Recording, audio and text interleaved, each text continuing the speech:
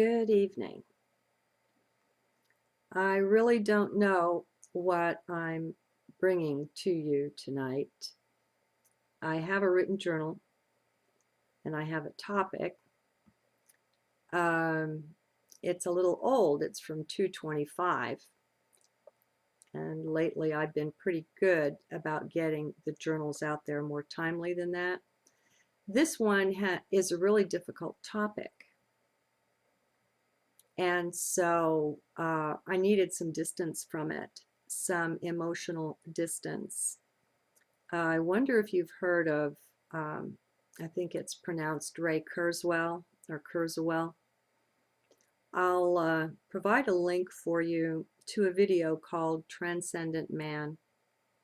It's in a part 1 and a part 2. Altogether, it's not much more than an hour. I find it devastating.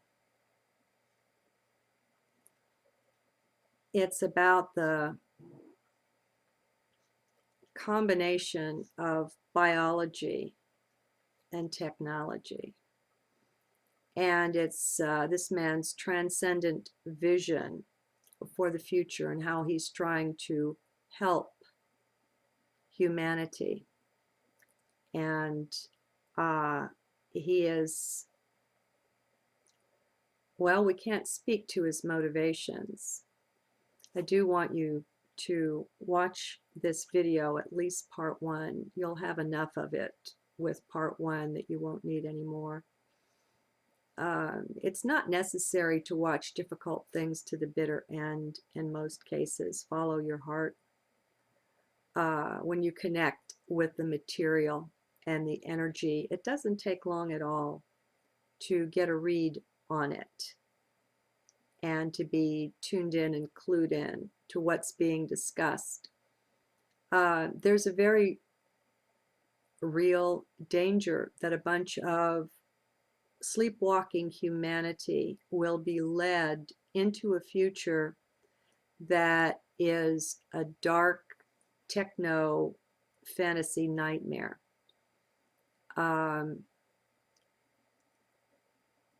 Let me just read the journal and we'll go from there. Okay, the day it was written, it was 3 sun. The Mayan day was 3 sun. My heart is pensive, quiet. Lately, too, the buzz of subtle energy coursing through the body is not just a morning thing, but is here with me even now. Let's see, what time was this? 7:05 p.m. I wonder what it portends. No matter. I know it's good and my heart rests in this. Vision. Oh, how I wish I could heal the world's vision. Well, not Mother Nature, of course. I'm sure her vision is fine and would do us a lot of good could we but share it. No, I mean my fellow two-leggeds walking the planet with me here. I'm sure the animals are fine too.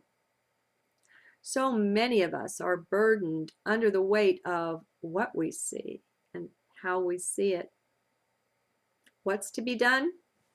I don't know, nothing perhaps. It flows out through my prayers, of course, and they're powerful. This much I know, that those whose will, heart, and desire are allied with mine receive the blessings invoked here, for I am a respecter of free will. Even were I given rulership over the whole world, I hope and I trust I would not violate that.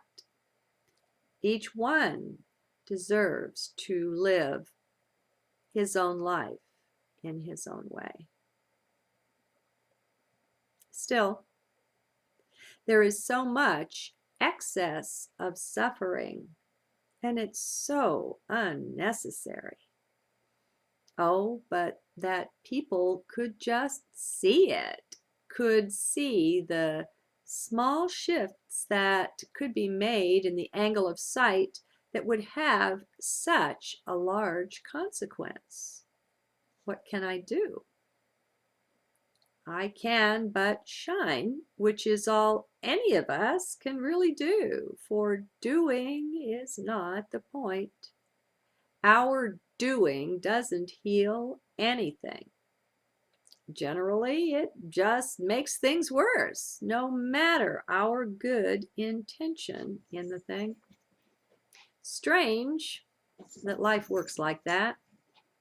Still, perhaps it is the way Mother Nature has of pointing us inward instead of this outward focused doing we're so prone to. Poor mankind, we've quite lost our way. Still, I have no fears over that, for I know what abides within heart, and it is unstoppable. It is divine. Divinity itself walks this earth through each one of us. Well, the real beings, that is, not the bots or the clones. About the hybrids, I don't know. A willing, cooperative crossing of species is one thing, but it is not the thing practiced on Earth today. So I'd have to say that I doubt there is soul in many of those hybrid bodies, though I do believe there are some. Some are so lost that no longer believe in soul or inner being at all, choosing instead to define self as brain and mind, the contents of that. There are a lot of them. Most of them have the religion called science. This is to have so thoroughly lost the self that it becomes dangerous. Dangerous for the rest of us, if not for these ones. There are those who so fear death as to be marching eagerly into a biobot future for mankind, seeking only the enhancement to the doing abilities that technology offers.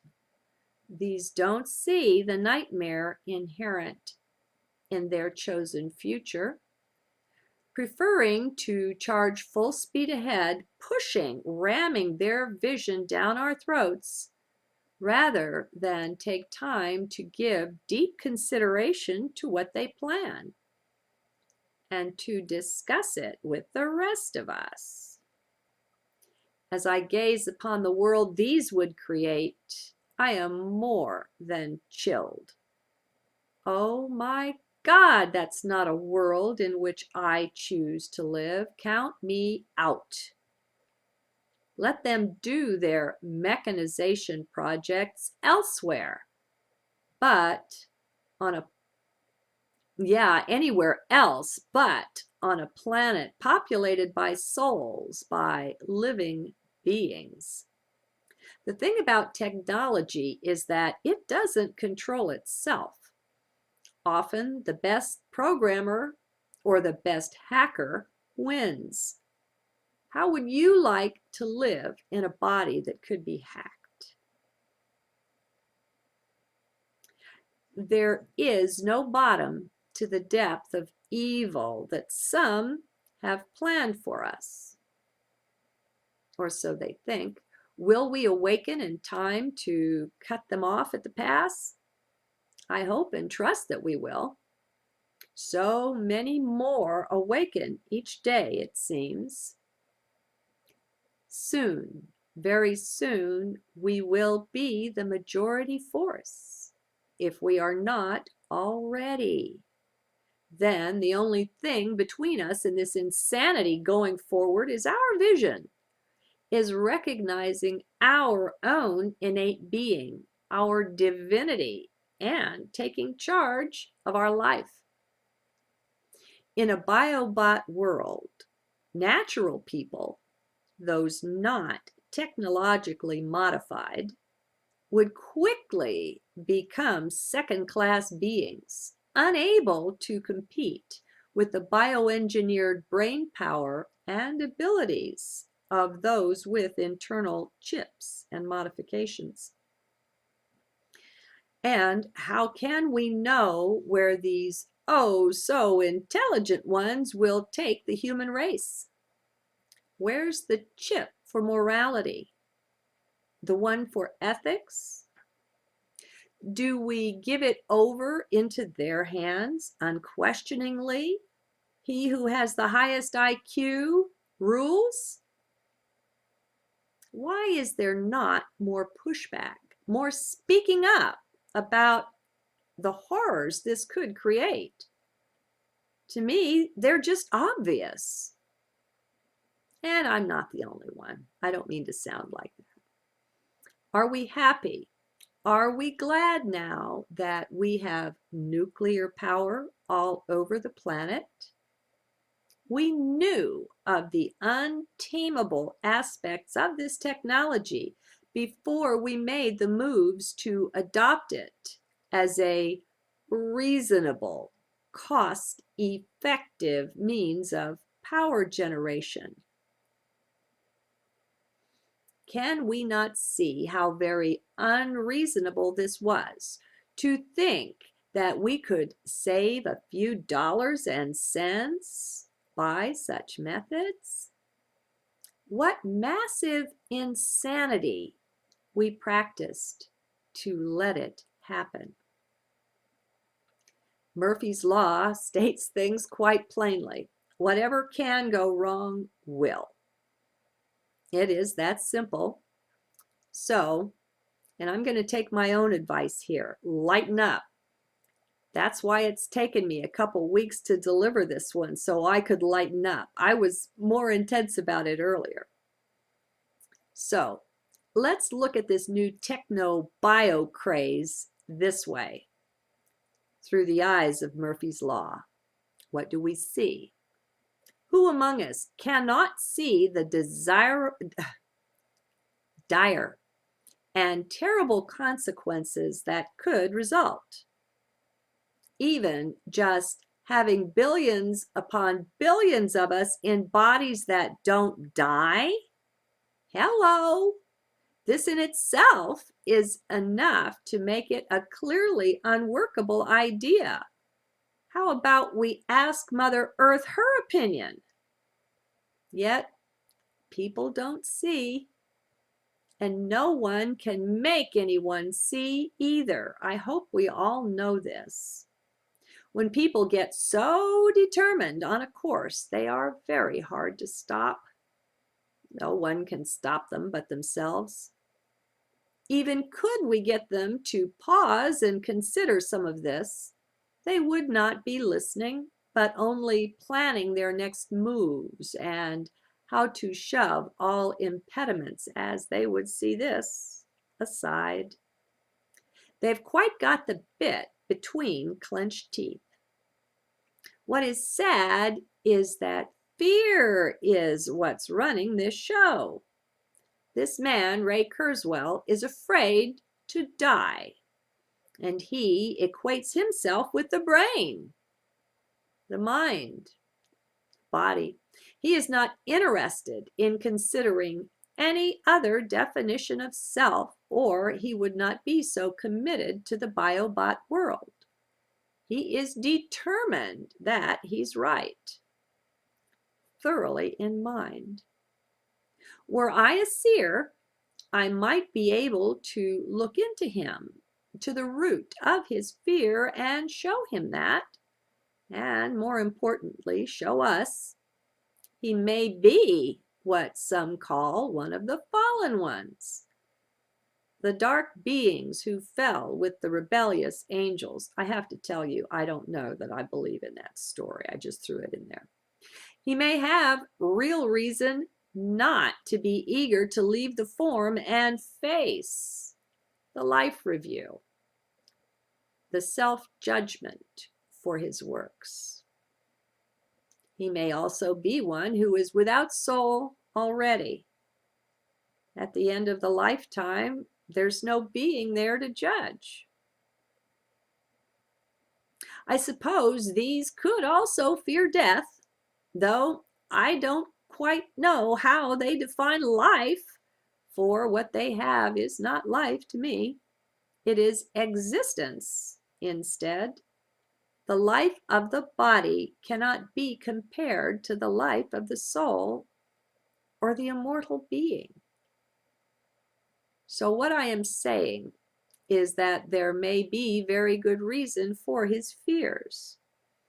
Even if he is a true soul, and I don't know, probably is, he may be aware of dark deeds he doesn't want to answer for, as all do on the death of the form in the life review.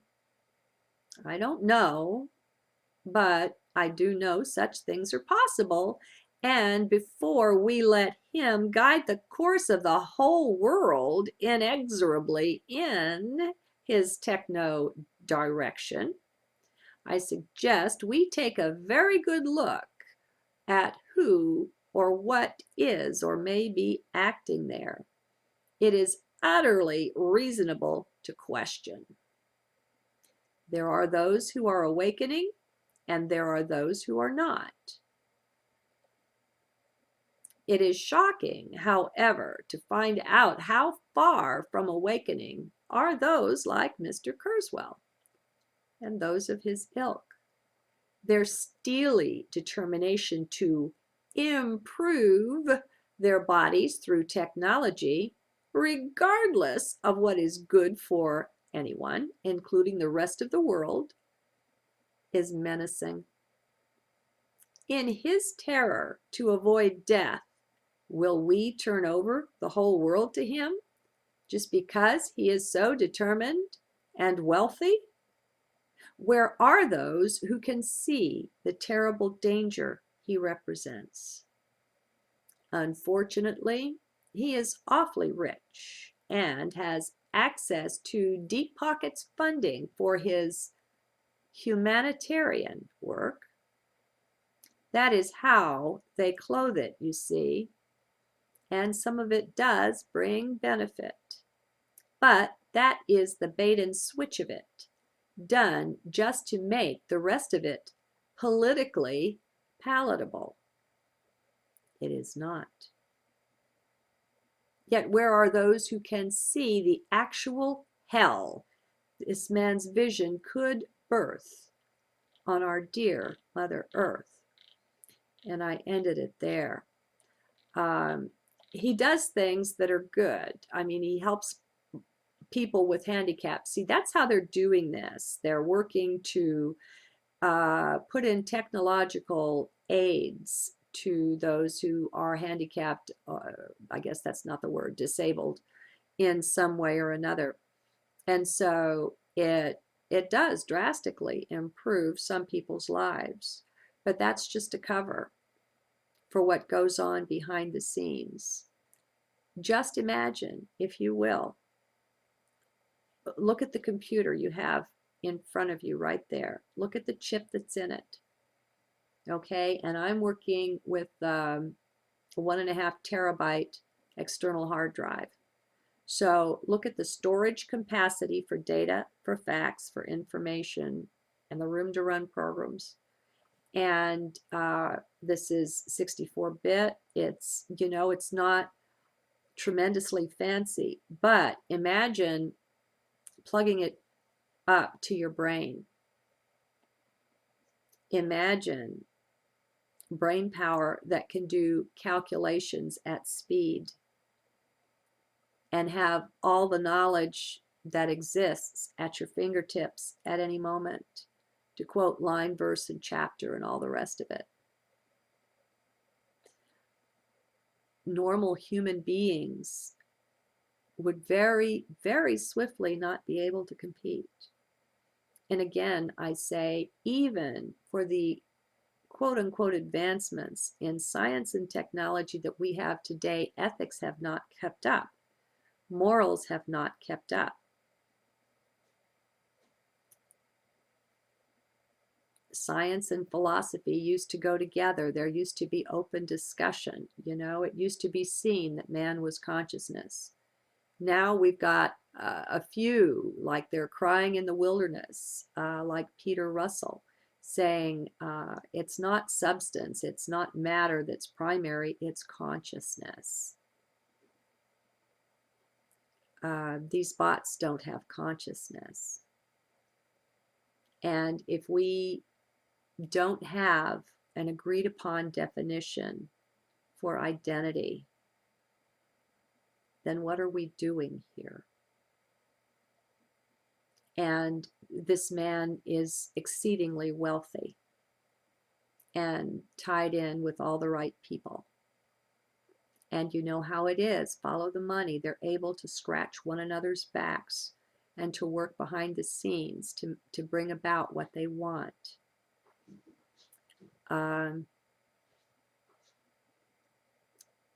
So what shall we do? Now, a doing is something that will take care of itself.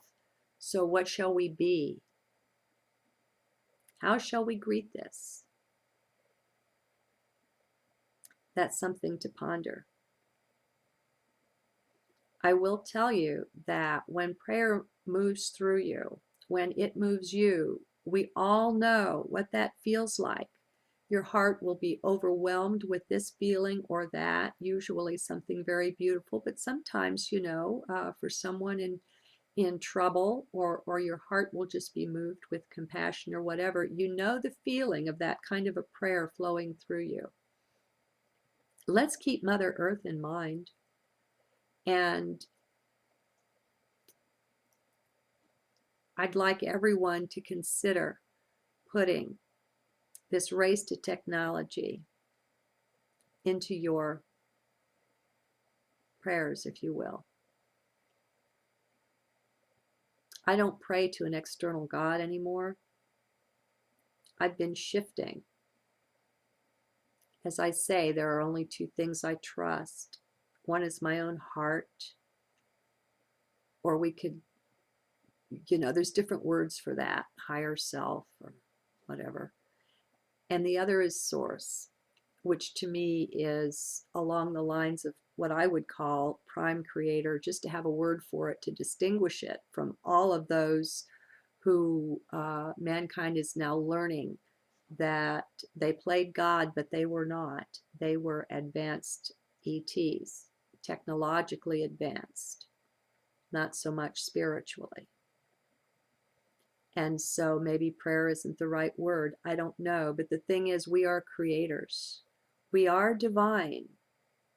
What we want, we get when we wake up. When we find the true self. Let none of us come into this with fear. Everybody process your fear. Because if you come into it with fear, you're not in your heart. And you're not what I would call channeling the highest energy. You're not in high frequency. We want the difference that we make by having an avatar or a few thousand here on the earth.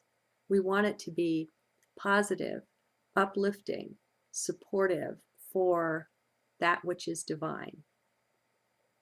So, what can joy and higher consciousness and being instead of doing accomplish here? There's something for you to put in your heart. Good day.